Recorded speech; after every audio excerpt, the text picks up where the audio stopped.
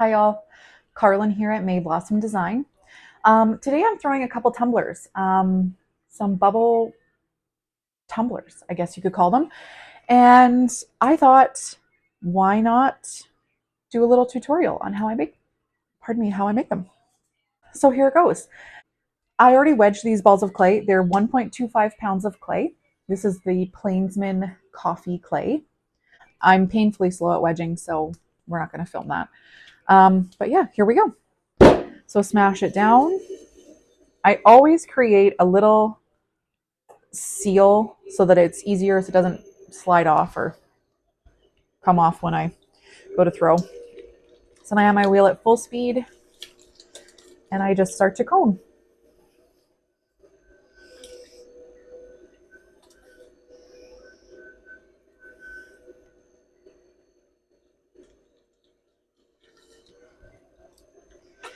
And you want to cone at least 2 or 3 times. Um, I used to hate coning until I really understood it. And now I probably overdo it, but it really helps, especially with a smoother clay, to ensure that you get all of those air bubbles out of the clay.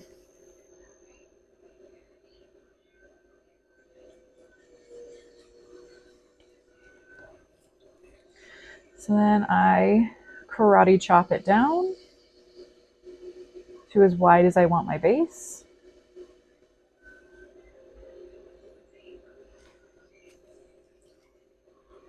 I am a dirty thrower. I throw with a lot of water, just in case you're wondering. So now I find my middle. My wheel is still going at full speed, and I drill down until about the thickness of my base. Then I stop my wheel.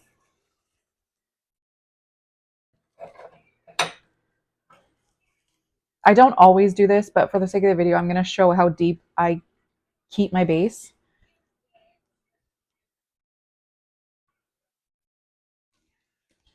So I keep, right about there.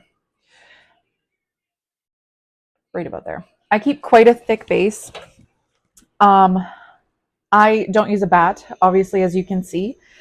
So it also helps me when I throw a little bit thicker. The base, when I'm pulling it off the wheel, it allows me to have a little bit more control and my rims don't go as flimsy. Anyway, so once you do that, just compress it and fill that hole in. And when I was first learning, which I still am very new, and I'm by no means an expert on pulling, throwing, centering, anything like that, but this is just what's worked for me. So when I was learning, when I would open up my form, I would always throw it off center.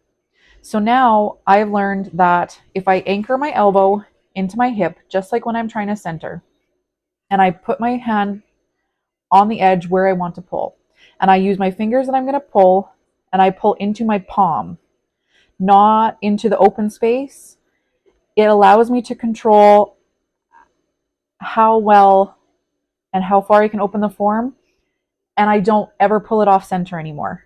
If it goes off center, I obviously did something else wrong, but it's not because of how I open my form. And then you just want to compress your base again so that you can avoid any cracks and everything is nice and smooth.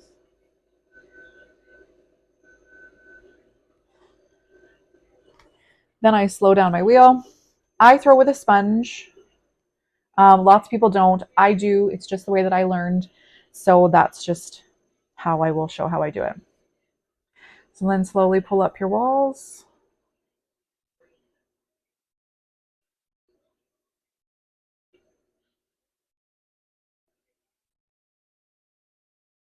And always compress your rim.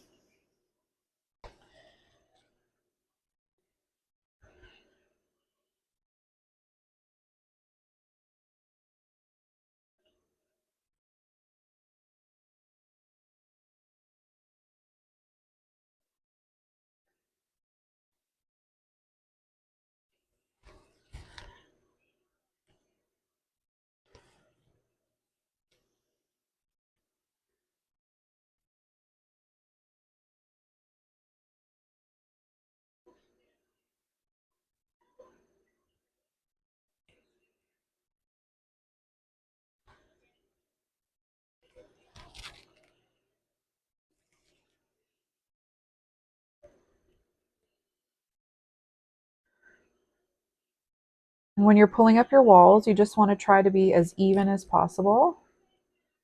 I'm a pretty slow puller. Um, but you just want to try to be as even as possible. And always compress your rim.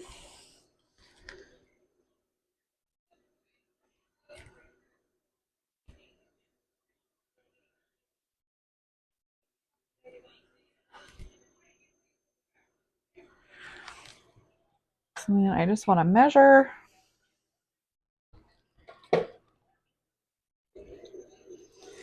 So now we're going to cut off our excess. Oh, sorry. I guess I should say I measured my cylinder to just over 5 inches tall. I'm not super precise by any means, but I know that it needs to be at least 5 inches tall for it to be um, as tall as I need it to be. So then you want to ensure that you have enough slip on the inside, because now you're going to start forming the outside, and you don't want your fingers to drag when the clay gets too dry. So just ensure that there's slip, and then you're just going to slowly start pushing from the inside while supporting the outside. I'm supporting with a sponge, and then move up a little bit when that one's good.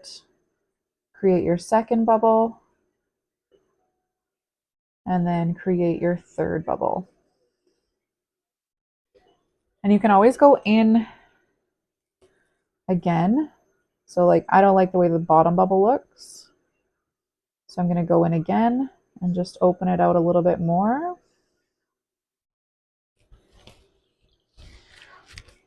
And now I'm just going to go in and I'm going to define these bubbles a little bit more by collaring in each bubble. And even on the top, on the very rim, I'm going to collar in the rim, and then I'm going to compress. Now, because I leave my base, so I'm just going to collar in my base a little bit because it's a little bit too puffed out. So you're just going to collar it in, and it should, here we go. So because I'm going to be pushing this down a little bit to create a straw hole, I want to have the lip a little bit higher. So I'm going to start from here, and I'm just going to pull a little bit, not a lot, and I'm going to pull all the way from the bottom of the curve, and I'm going to pull up just a little bit, and then compress, and see how it just changed the slightest little bit. So we still have all of our curves, but this one's just a little bit less curvy, still curvy on the bottom, I guess, if that makes sense, but a little straighter on top, so that when I go to push it down for the straw hole, it looks okay. So again, always remember to compress your rim. Now I'm going to start taking out all my excess slip. And if you're not happy with how your bubbles are, just keep playing around with them, but do remember that your clay will become overworked if you have a really soft clay, or if you're using a clay that you threw and your walls are really thin. So just keep that in mind when you're doing that, that you don't want to be pulling too much, because your clay will eventually probably start working against you.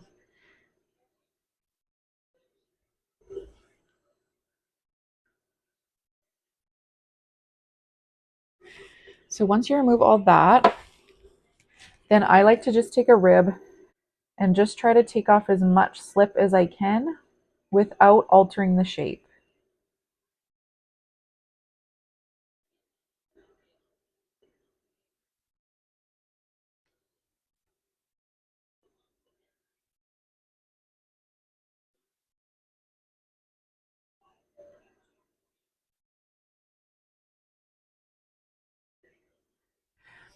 But you just want to make sure that everything's cleaned off nice.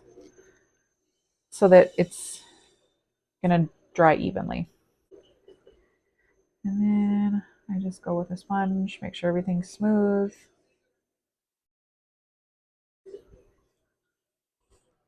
So the finished height is about 5 1/4, and the opening is about 3 1/4. So now I just wipe off all the excess slip in my hands. Then I give them a little bit of a wash.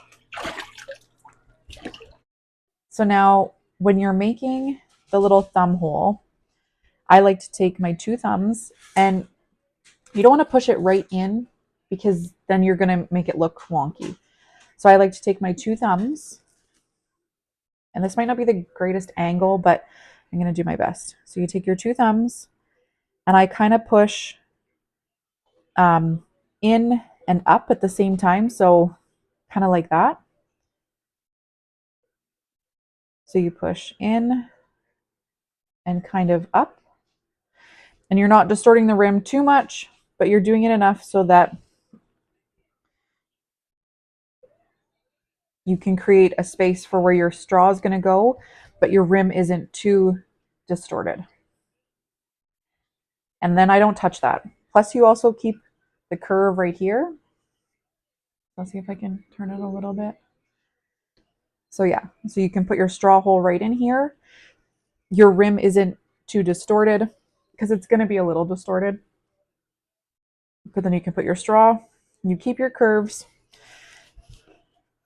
and now we will wire it off and set it aside to dry.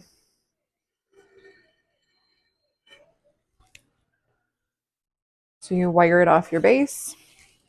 So then you just dry your hands, grab the bottom, and again, this is where throwing with a little extra clay comes in handy. So my base is a little bit thicker, so when I pick it up, I don't distort my rim. And I can easily move it to and from where I have to move it. Okay, so it is the next day. Our pieces are now leather hard, so we are going to trim them. Now, normally I prefer the suction method for trimming, but because the rim is already distorted, suction method just doesn't work. So we have to use lugs. Not my favorite.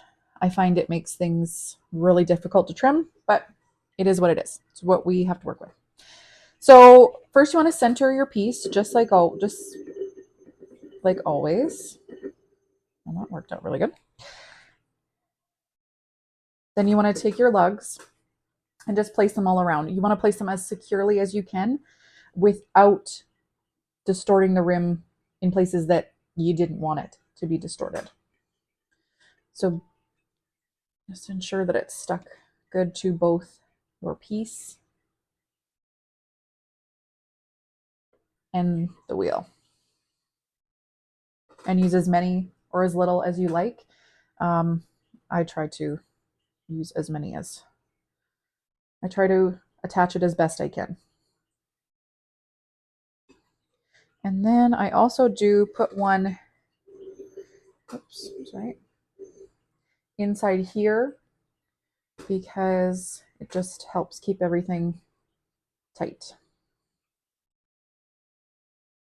And don't push into your rim, just push so that you are attaching it. Push down into your lugs. Okay, so let's get started. So if you remember when I was when I was throwing, I kept my base super thick so that it's easy for me. So I'm not sure if you'll be able to hear that or not, but you can hear that it's quite solid.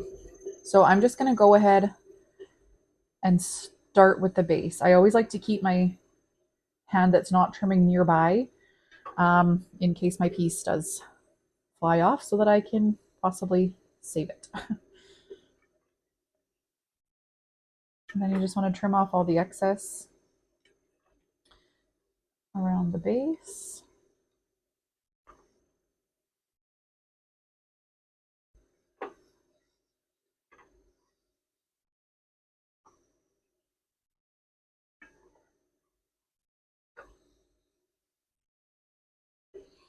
Now you could go all the way down and you could trim these other bumps here. I focus most of my trimming on this first bump because that's where the majority of the weight is. I do use a rib later, as you'll see, to help smooth some of these bumps out, but I don't necessarily put a lot of effort into trimming these parts.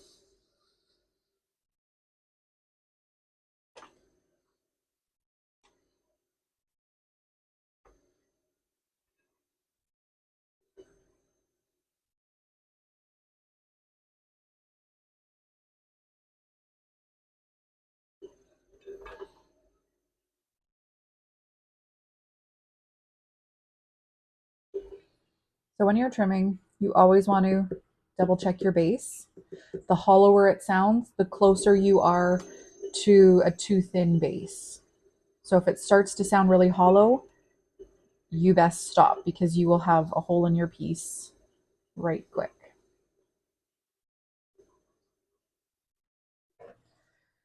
So now I'm about where I want. So now I'm just going to add the foot. Now I know that this isn't quite.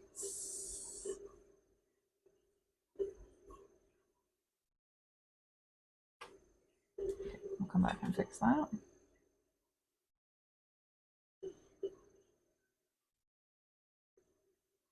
And you can use whatever tools you have on hand. These are just the ones that I use. They came with my wheel. And I can leave a link to the in the description below for the wheel, tools, all the stuff that I use. But you can use whatever you're comfortable with. And you don't have to put a foot ring either. You can just have a flat bottom, whatever you want your piece to look like. This is just how I do mine. I do these feet on almost every single piece that I throw.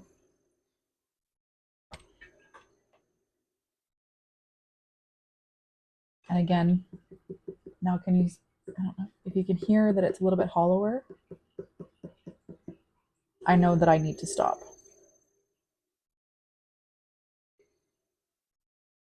Because I'm getting too close. And now I can see that my rim isn't totally even, but I can fix that.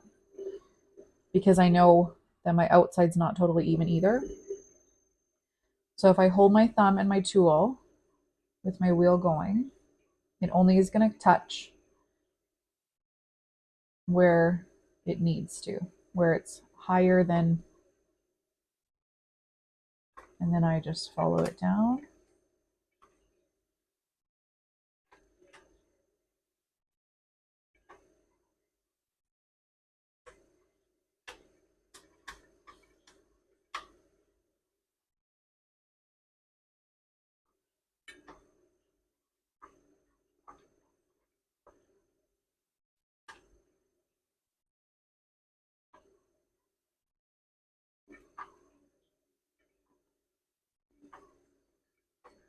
There you go.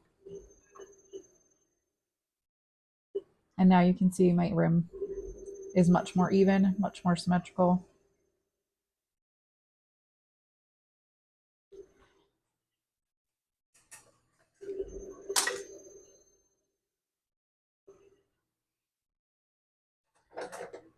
Then I just take my sponge and smooth out the base, make sure it's nice and smooth.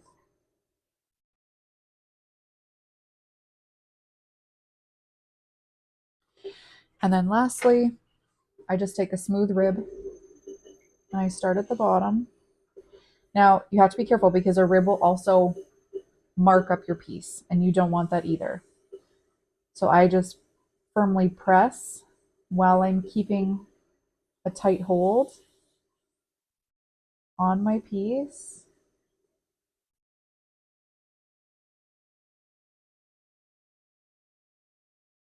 And you just use that. And it smooths out any of the imperfections left that you can't quite get with a sponge or that the sponge itself made. And it just leaves for a really nice piece.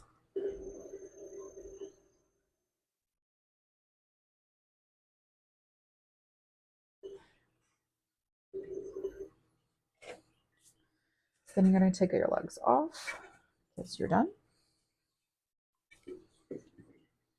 Check your rim. Looks good. Then I just clean up everywhere that their lugs left a little bit of a mess. Clean up where we're going to put our straw hole. So the last step is, well, the last step in the trimming process is putting your straw hole. I highly suggest, because straws are different, whatever type of straw you're using, whether it's stainless steel, glass, plastic, whatever, they all have a different diameter. So you need to be sure that you're making your hole big enough. I've measured mine, so I know what they are. But if you haven't done that, you'll need to. So then you just take a needle tool or a knife and you just mark where you're going to put your hole. And remember that clay shrinks between 10, 12, sometimes 15%, depending on the type of clay you're using. So you need to ensure that your hole is big enough to account for the shrinkage that's going to happen between drying, bisquing, and glaze firing. So then you just want to mark your hole. And then you're just going to cut it out. So you do want to try to support it from both the inside and the outside.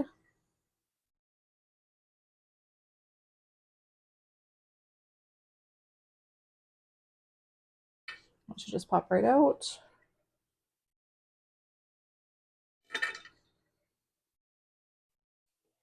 So then you just want to take your sponge, clean up the inside, clean up the outside,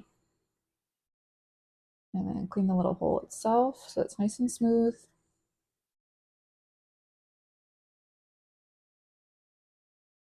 And there you have it. So now you just need to let that bone dry, or get to bone dry, and then we will biscuit, and I will see you back here for glazing and the final reveal. See you in a few days.